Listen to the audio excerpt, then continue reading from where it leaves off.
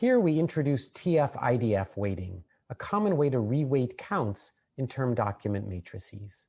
The co-occurrence matrices we've been using represent each cell by frequencies of words with other words or documents.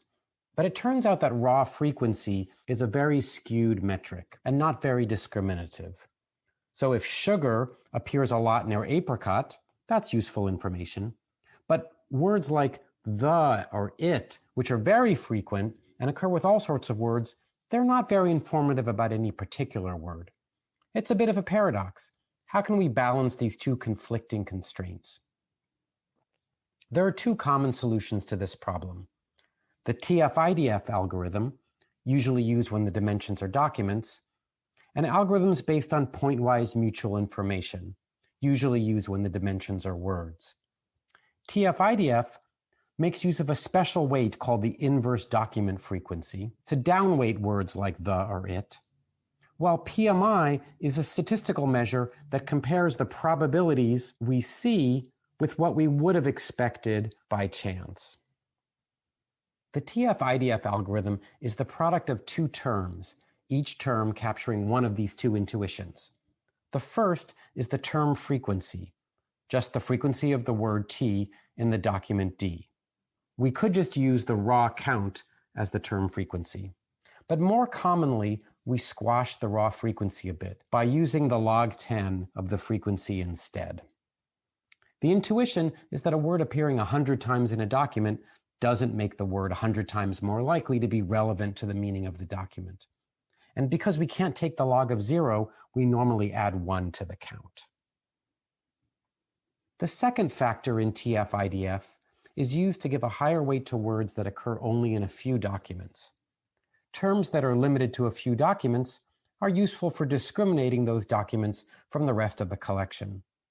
Terms that occur frequently across the entire collection aren't as helpful. And the document frequency of a term is the number of documents it occurs in. Document frequency, by the way, is not the same as the collection frequency of a term, which is the total number of times the word appears in the whole collection in any document. Consider in the collection of Shakespeare 37 plays the two words Romeo and action.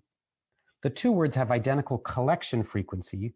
They both occur 113 times in all the plays, but very different document frequencies, since Romeo only occurs in a single play. So if our goal is to find documents about the romantic tribulations of Romeo, the word Romeo should be highly weighted, but not the word action. We emphasize discriminative words like Romeo via the inverse document frequency, or IDF, term weight. The IDF is defined using the fraction n over df, where n is the total number of documents in the collection, and df sub t is the number of documents in which term t occurs. The fewer documents in which the term occurs, the higher the weight.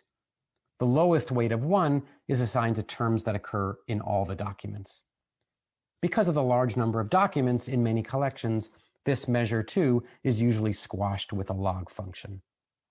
The resulting definition for inverse document frequency, or IDF, is thus the log of n over df sub t.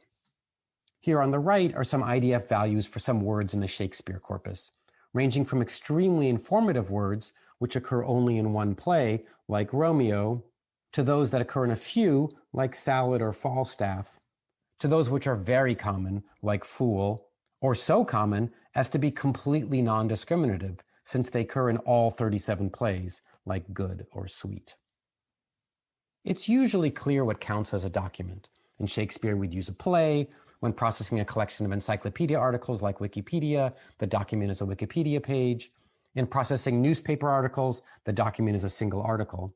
But very frequently, you might need to break up the corpus into documents yourself for the purposes of computing IDF. Because documents can be anything. They don't have to be the original document.